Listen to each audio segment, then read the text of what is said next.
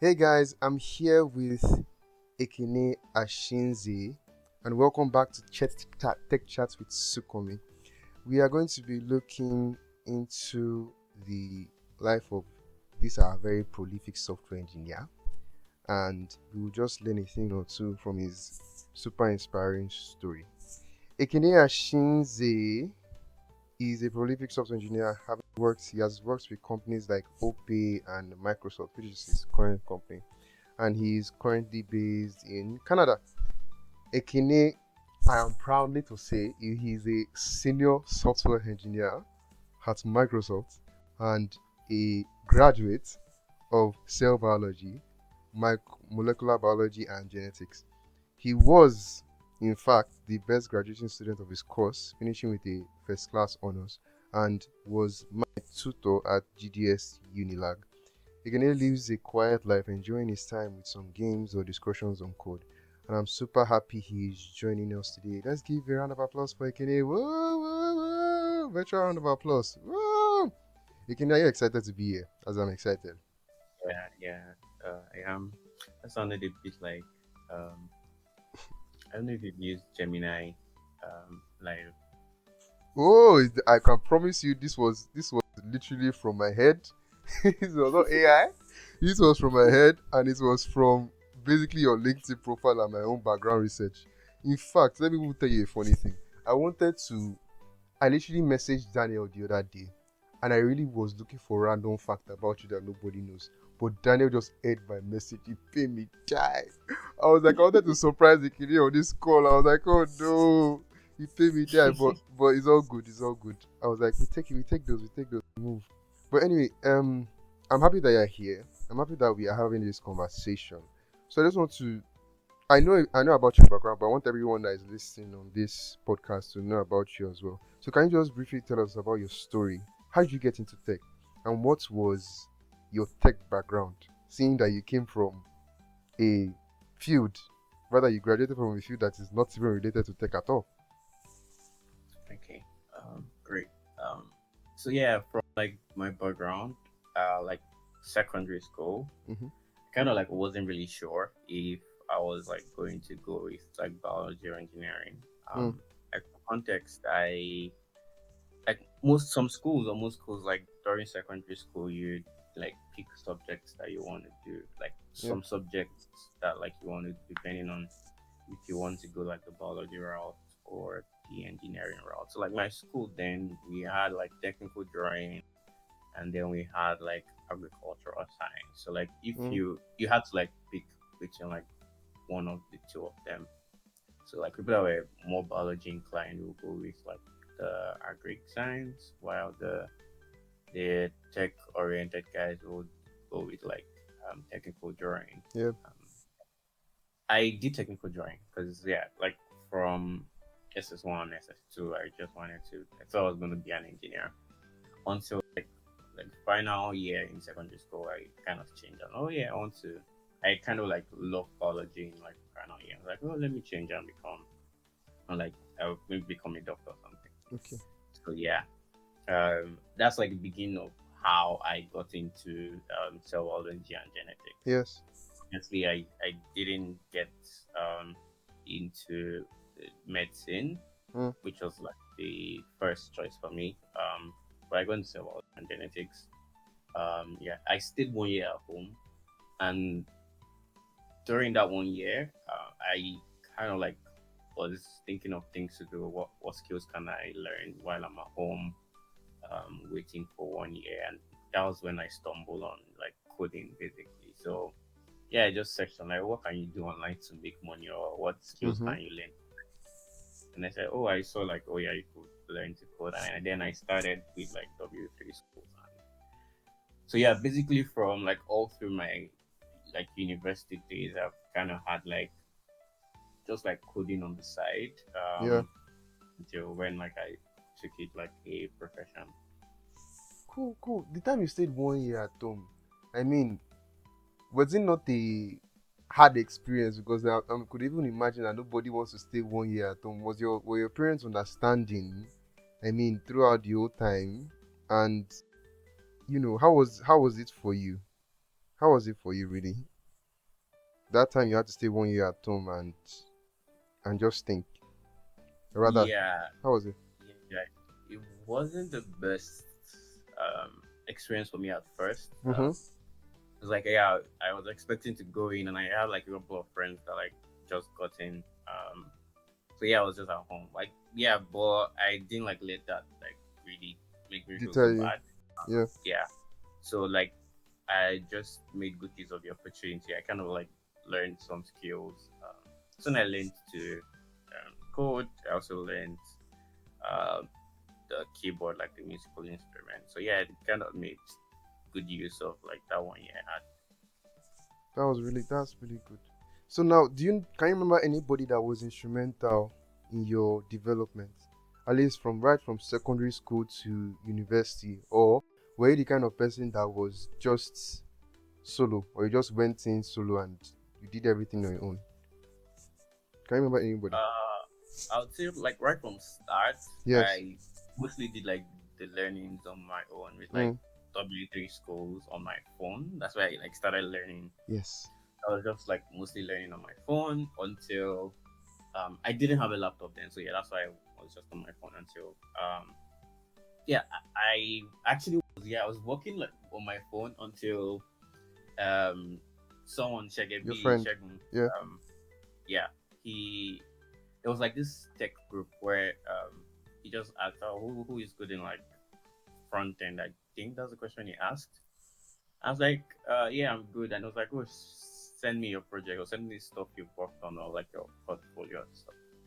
And I only have worked on my phone. So, but I kind of do couple of projects, like couple of like cool projects on the phone then. Hmm. So I sent him one of like the side projects I just did, and it was really wild about it because like it was that was like um what I did basically was like a to do list. Mm-hmm.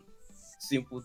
I mean, like it looks like a simple to do list, but like it had like a lot of features like um theming, like good animations and stuff. Like it Mm. was like really like cool stuff. So like he was really impressed that, oh yeah, you did this, I did with your phone. It's like, yeah, he then gave me like his older laptop to use, and I think that was like another thing that really propelled my Wow. career and like working on projects together. Yeah, and then another thing that really helped was getting a laptop. My uncle like helped me get a Mm. laptop Mm. for myself, and that also like really helped because I had something I could use 24/7 to continue learning. It's good. I think this particular part of your story highlights the fact that nobody can be a mountain. Everybody still needs some form of support, whether from a support system, whether from their parents, their friends.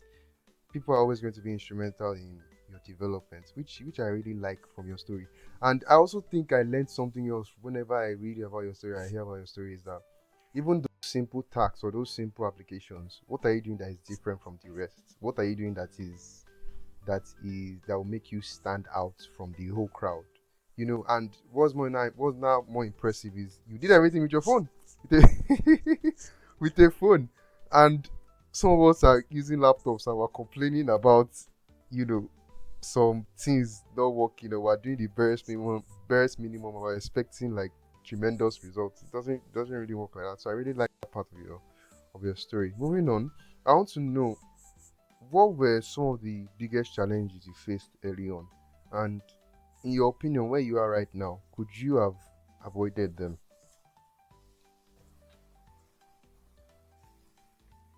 Uh, Hmm. so first, like the challenges that I faced, Yes. I don't think there's something like I could like just easily avoid. Like challenges like not having access to Access as well. Yes, the Nigeria is tools that I really needed to learn. That was one challenge. Second challenge was not having like the technical background. I didn't study like computer science, and so yeah, it means I had to do a lot of learning, self learning by myself. Yeah, I think those are like the major challenges I had when I was coming up. But like, Hmm. I don't know, as a part of the school I attended, like there were like a lot of opportunities, great community too. Yeah, so there were not so many challenges like Challenges like apart that. from like the tools and the background I had. Okay, okay, okay. But okay, that's good. That's good. But I did remember reading in your, I think the article you published when you received the award for BGS. I think when you were telling us about your story, it was I think that was the previous article before you wrote for 2020 review in 2021. You did also mention that at the start, apart from having like issues with your phone, issues with laptop as well, I think money was also like another, like you didn't there was not much cash to support the endeavor, right? There was not much cash to support it, and you did mention that I think communities and your friends helped out, right? Like your Yeah, the yeah, communities, yeah. Okay, okay, okay, okay. yeah. I mean, like if I'm not able to get tools, it's because I don't have the money, right? So Yeah. yeah, tools and like resources I needed. That's like encompassing like Okay. um the money issue. So yeah. So I'm moving on to the experience section. I want to know about your experience. What's the funniest experience you've had when you worked with a client? The funniest experience you've had. The ones that you just Um, remember, just be like, oh, more, okay, interesting. um, Interesting. Mm-hmm. I've definitely had, but I think funny was when I worked. I've only like done the freelance projects twice. So yeah, I haven't done it since like then. Hey. Um, so I did these two freelance projects while I was still in school. The one was someone like wanted me to help them build like a system for a restaurant platform kind of where people could come in to like basically order for stuff. So he gave me like this design.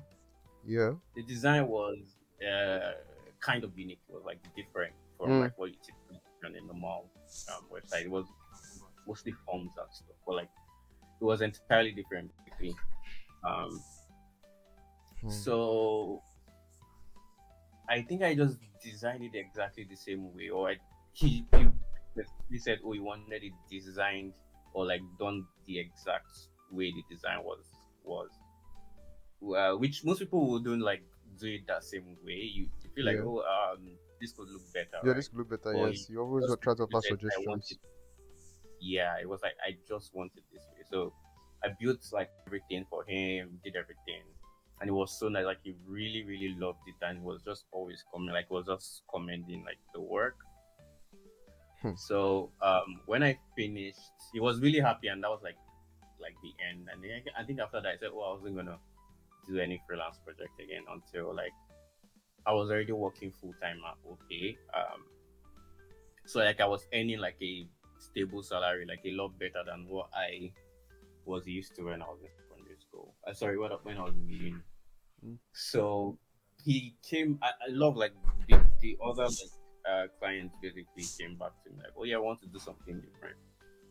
Okay. And obviously, like the amount I would charge now was like really huge but higher than what I used to charge when I was still in the like university. So I was just like, basically, I don't think they'll be able to pay. So I was like, no, I'm not like interested in doing projects. Any freelance projects again? But like the guy was really forcing me because he really loved what I did before, and he was like, just mention any number, I'm going to like do it. Hmm. So jokingly, I was like, okay, let me just mention something that would basically deter him Yeah, from like run away. Make him just running run. away. Mm. So I just mentioned the amount that was like 10 times what I initially charged.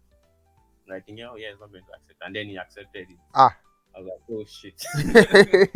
God.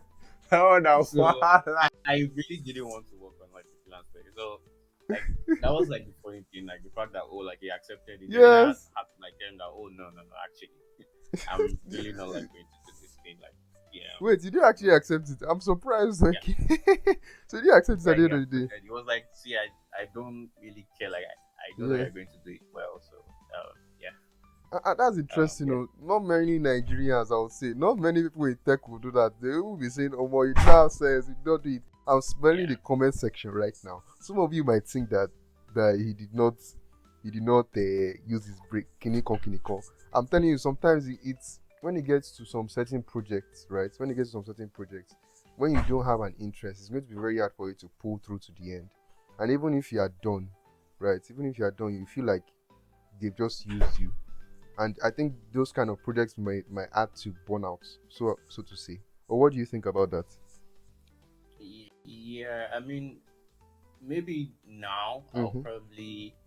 I'll handle it differently. Yeah. Or I mean, the reason why I just said no was because of my experience working with clients and Mm. like scope creep and everything. And then I already had like a stable Stable job. salary, Yeah. stable job, and it was like a very high paying. Like it was really high paying, right? Mm. So my thought process was like these jobs, um, it will take my time, Mm-hmm. and what I'm going to get from it is not like really Very comparable to what cool. I'm earning my Okay. salary. So it's Okay. not what It's not wait worth it. like it's basically a waste of time for me. So yeah. Okay. Okay. And I'm sure you're not obligated to review the salary that you were earning before, right? Well, is it a secret? Is it a secret or is not a secret? Okay. Don't That's worry. like a long time ago. So yeah, I can just like Okay. just skip. Well, I'll skip that. I'll skip that. No problem. But we can talk later on that one privately. Anyway, we move on. What changed your style of work? And can you give us insight on how long you used to spend writing code in the past when you just started? Compare it to now. Can you give us an insight and compare it to now? As a senior software engineer at Microsoft. Also, I know most like your work is not just writing code. You also have to do code reviews as well, right? A Yeah, lot of code reviews. So, can you give us more insights to how your style of work changed? I see. So yeah. Uh, so what most times people think is like um when you become a senior, it's just like, oh, on this day you get promoted to becoming a senior. Mm-hmm. It's just like a that day like you get anointed, Mm-hmm. then like you start manifesting as a senior software engineer. But it's Hmm. like not really that way. It's mostly like progressive. So um think of it like it's a graph. So like I just growing. So even maybe weeks before you get promoted or before you are given like the new title, you are most definitely already performing at that role. So what I'm basically trying to say is most of the changes in like work Mm-hmm. style has been progressive. Yeah, basically. So, So yeah, in terms of yeah. work style Mm-hmm. changing over the years, um, before that I would say in like two ways, like Yeah. two ways. One is when I first started, like when everyone first started, like mostly what you just like focus on is the code. Like I just want to code. Yeah. Like I think I was talking with like a couple of my friends then, like 7-ish years ago. Then like when we're starting up, we used to always be like, we just want to code. Like we don't want to do anything apart from just coding. Like we don't even really care about like products or like all those things. Like just Just let it's me just code. Let me just code. Focus on code. yeah, just Simple. like right. So um but yeah, that will change as you like begin to advance in your career. Yeah. um um One difference basically is um especially if you work in like a big tech, Yes. how you write software, how you code is a lot different.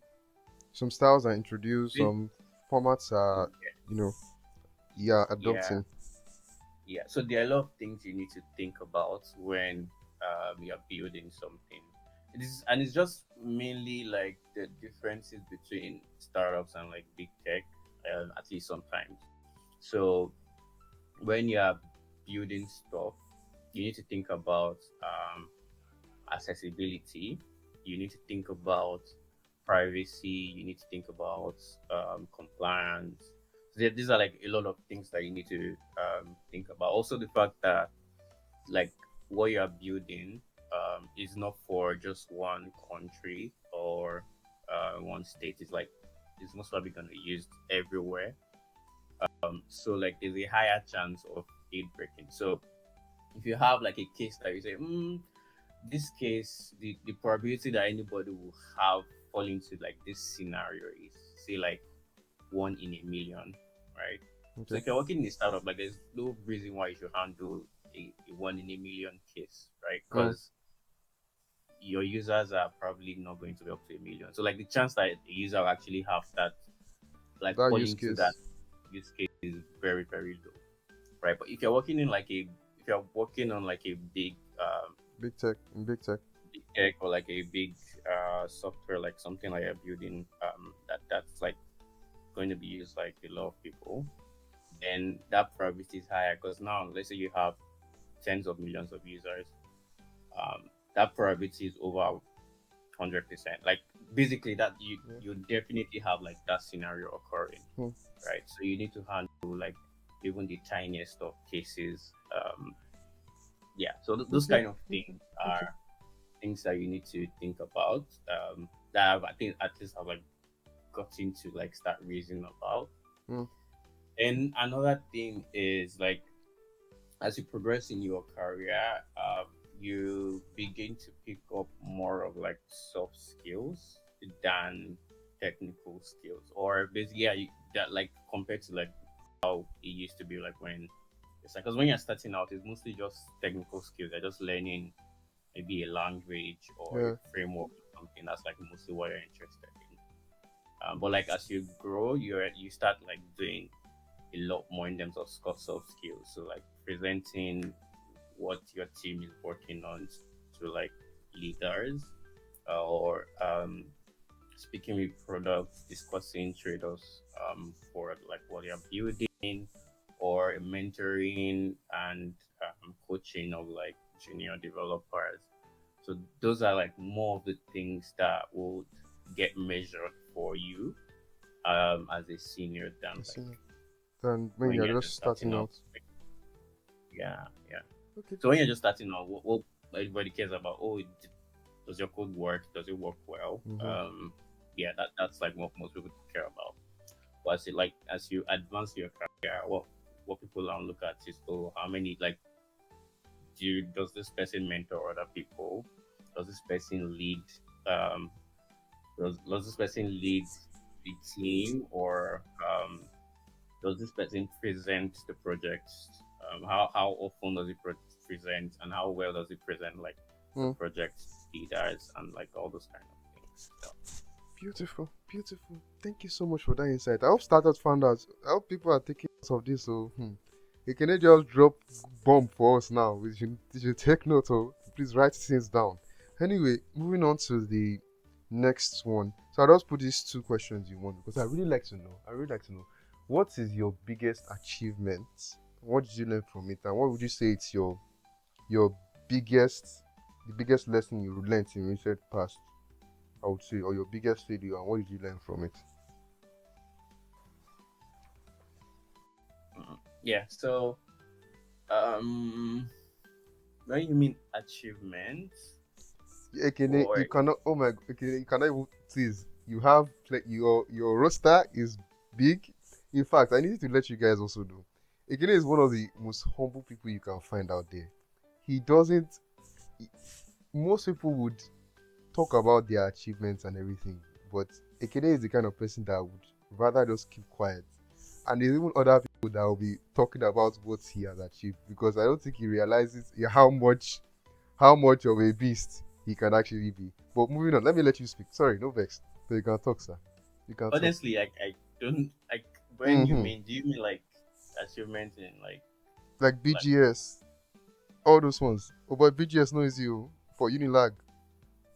BGS is not easy in Unilag, my guy.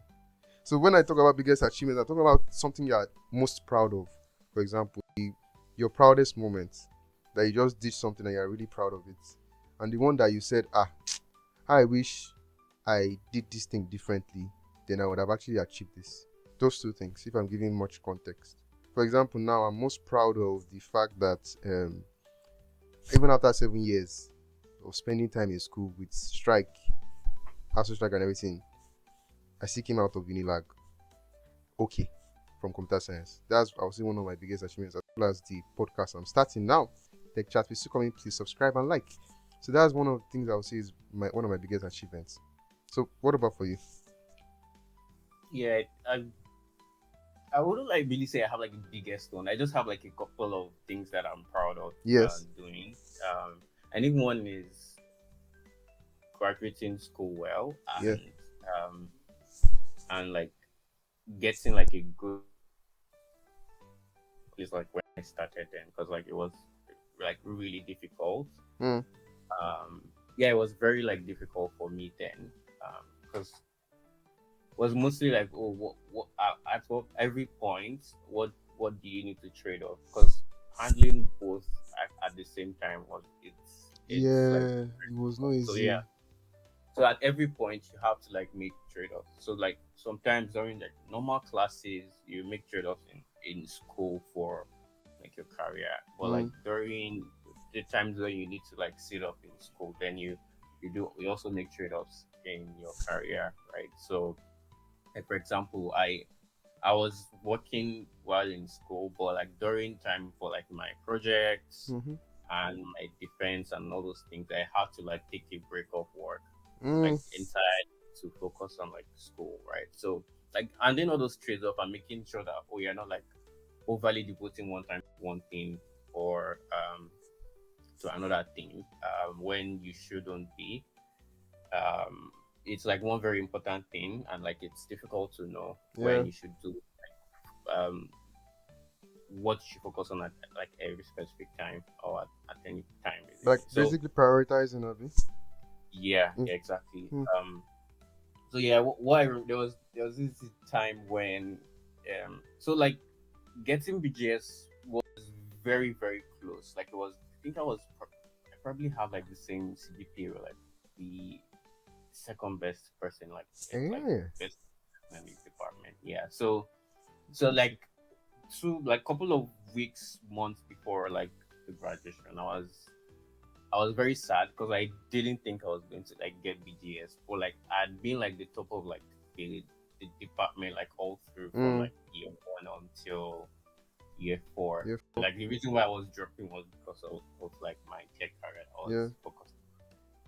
So at that point, I was thinking, oh yeah, maybe I devoted too much time into my tech career, and like if I devoted a little more time into school, I would have like been BGS, right? Yeah.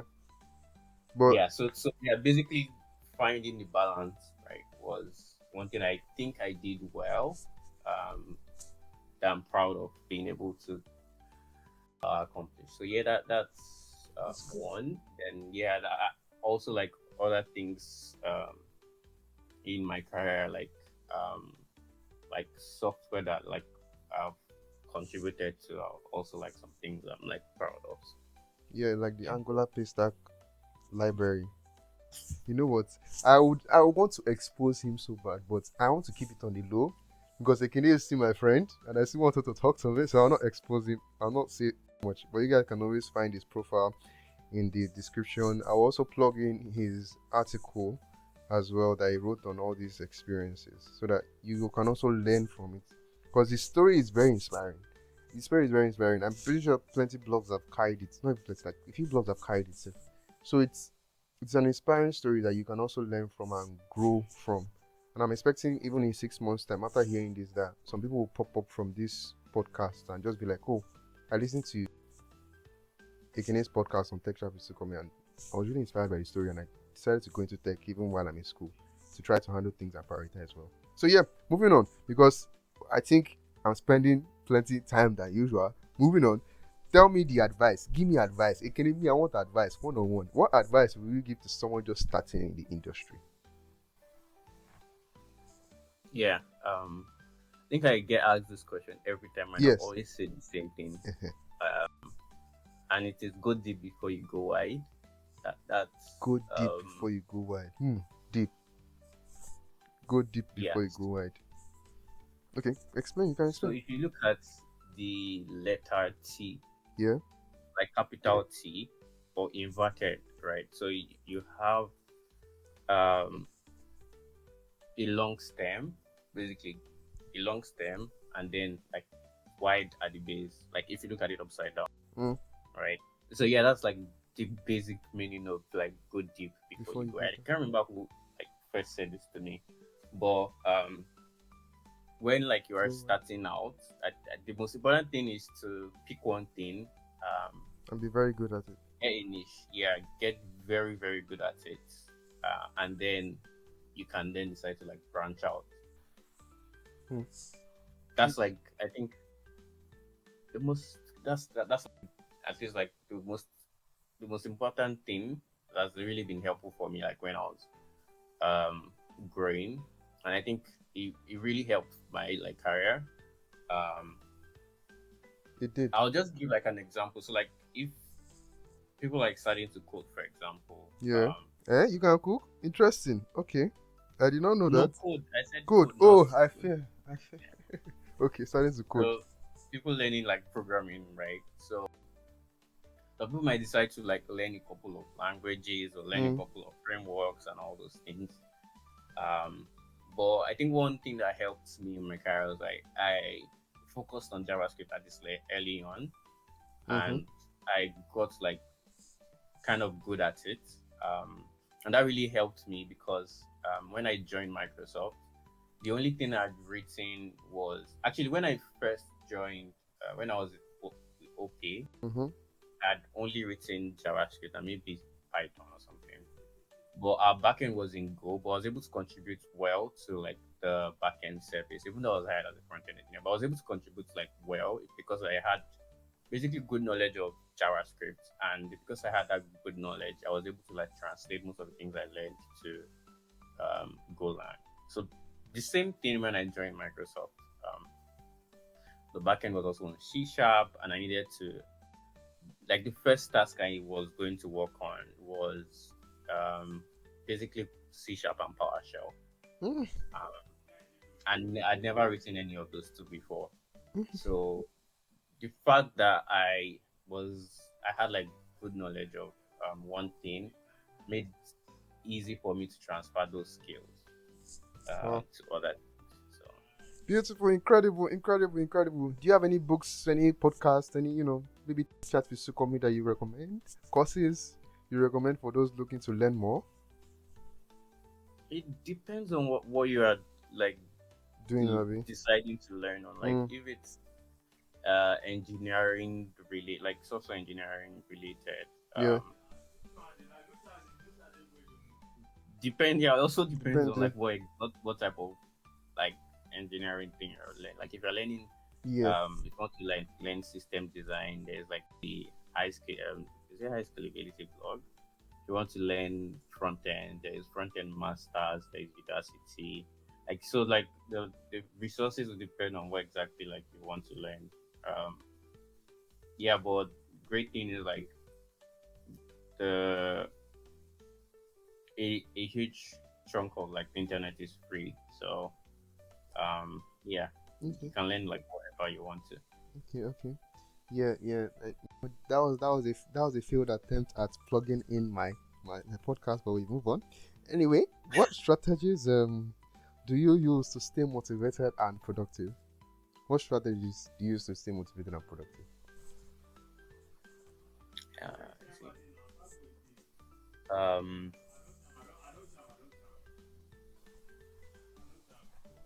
Hello? yeah. Sorry, I was thinking of how exactly to answer. I feel like everybody has to be moving, Mm-hmm. right? Yeah. Like you always have to be advancing. Um, basically, to to stay relevant, you have to keep up with Yes. like you basically have to keep up. So that's like one mantra I have. And then another thing I used to say to people is like, there are times when you have to like strive and work very hard to get to like the next level you're aiming for. At that time is like, um, there's this Tim Bakari tweeted that one time to get serious, right? Yeah, time to get. You Mm. know that's Yeah, time yeah, to get. yeah, yeah. It's time to get serious. Bakari. I think Bakari needs to come up Yeah, on this podcast too. But it's time to get serious. It was it was yeah, a popular quote he always said at the time. yeah. yeah. So like there's a time where you know, oh yeah, this is actually the time to get serious, right? Mm, That like you need to, at least when you know that, oh yeah, you need to move like to the next level or like advance. mm. Yeah. Maybe So locking. It's just time to get serious. Time to put your head down. exactly. So yeah. So one important thing is knowing when the time has arrived for you to lock in Mm. and get serious and to achieve like what is next for you. And then when you get it, you can chill and rest again until The next time. you get another time where you need to get serious. Oh yeah, no. Oh yeah, no. Thank you very much. So, what's one funny thing people are shocked to learn about you? One funny thing. Tell me. It's not really funny. It's just the fact that let me see. Let me look for something that is um what's the word? Okay, I can't find the word. But yeah, um I used to practice martial arts. Hey, hey, hey, So hey, hey, hey, please. actually I did too. So I used to do taekwondo Is he here in Nigeria or when you and went to then Canada? Which yeah, one? in Nigeria. Ah, And then I also then started to do karate. So yeah. please, who threatened you? Who is? Who is? We are too quiet. They're a So quiet guy now. how So I found so yeah. so I had a friend. Mm-hmm. I had a friend that used to do taekwondo, and she used to say, "Oh, you can come and join us. Like it would be great," because she knew I was very flexible Yeah. and karate. I'm sorry, taekwondo is kind of easier a bit if you're like flexible. Flexible. Yeah. So she was like, "Oh, you'd be great. Come and like learn taekwondo." I was like, I don't need to. So yeah, I like just didn't like take it serious. Um, while I was in school, I used to live close to Bariga. Yes. Yeah. So there was a day I was going home, and I got threatened by like threatened by Yeah, guys. boys. Yeah, boys. Abi. Yeah, Okay. yeah, and it was weird because they were very young, like really really young people, but like they were a lot. They're like six or something.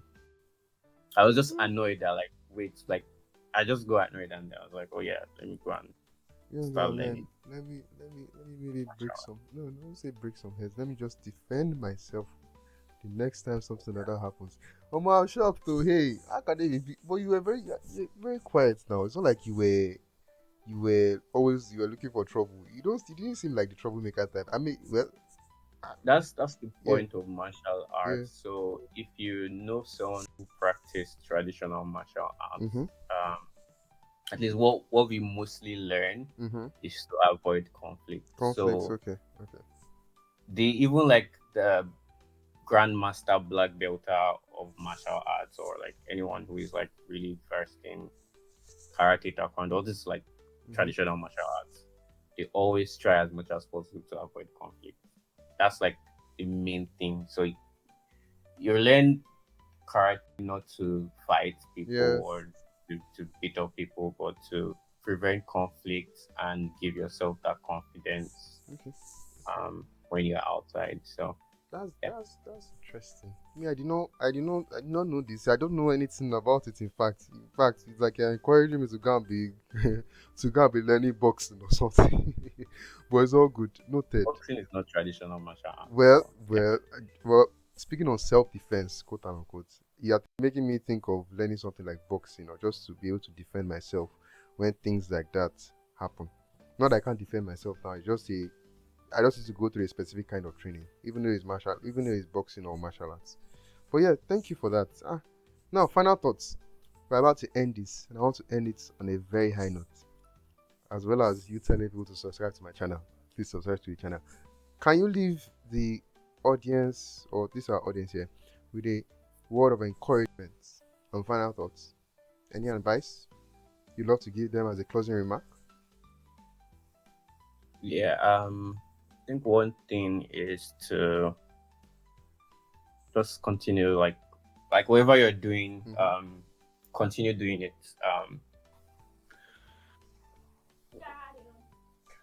Like most things, like I think one thing I've learned is um if it were easy to get some things, then everybody would get it, and it would be Boring. like they will be valuing it, right? Mm. So um, most of the things we are trying to get are coveted because they're difficult to get. Mm. So whenever we try to get stuff, or whenever we try to achieve stuff, and it's proving difficult, then yeah, then that means it's valuable, and it doesn't mean like we should give up if we haven't gotten like that thing. So just like keep trying. So like especially for things like applying for jobs, for example, Yeah, it's um, you difficult. get rejections, a lot of rejections, but yeah, that's normal. And like just keep going on, just keep striving hard.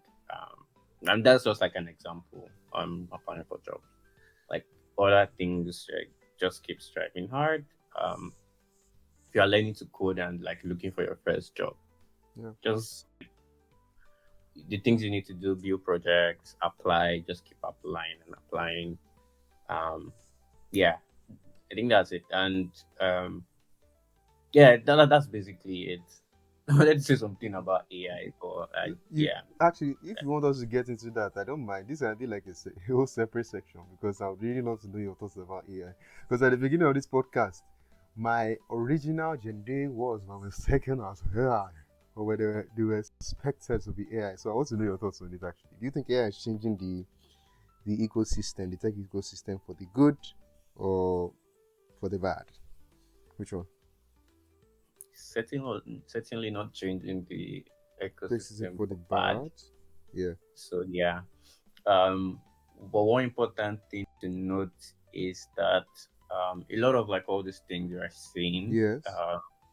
is mainly because companies are striving not to be left behind Mm. um, with the AI revolution. So like there's been a couple of revolutions, and a couple of companies, or a couple of companies have been left behind, and like they just die off.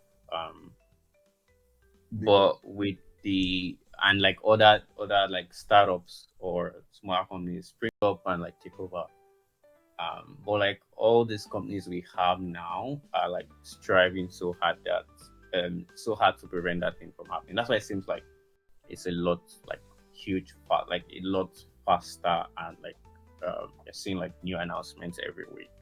So yeah, companies are just striving not to go under like with the new wave of like everything going on. So, yeah. but you shouldn't like make anyone feel like make us feel like um Mm. scared of like change Mm. or You should all these embrace things. it, Abby. Embrace the Yeah, change. Yeah. I feel like yeah, we should all embrace it. Continue what you're doing. Learn to use um these things. Learn to work with them. Learn to um know how to integrate them into like whatever you're building. And yeah. Thank you so much, Ekene, for this. Thank you for joining me today. I really enjoyed our conversation here. I really enjoyed our conversation, and it was a really interesting session. I do hope to, if possible, even have another one with you, but that would be on your timeline and in the future whenever you are available. But thank you so much for joining me on this call. It's been a long time, it's been a long one coming, and I really appreciate you sharing useful advice, useful tips that people can learn when they're starting out in tech, as well as your inspiring story, your very inspiring story of how you came into tech and where you are now. Thank you so much. Yeah, thank you for having me here. Please subscribe to Sunkanmi's channel. Yeah, yeah, he said it. Ekene Ashinze said it. I'm literally going to create a shot out of this. This might be my first shot, but we subscribe to the channel. Thank you guys so much for joining. Thank you, Ekene. I'll see you in the next one. Peace.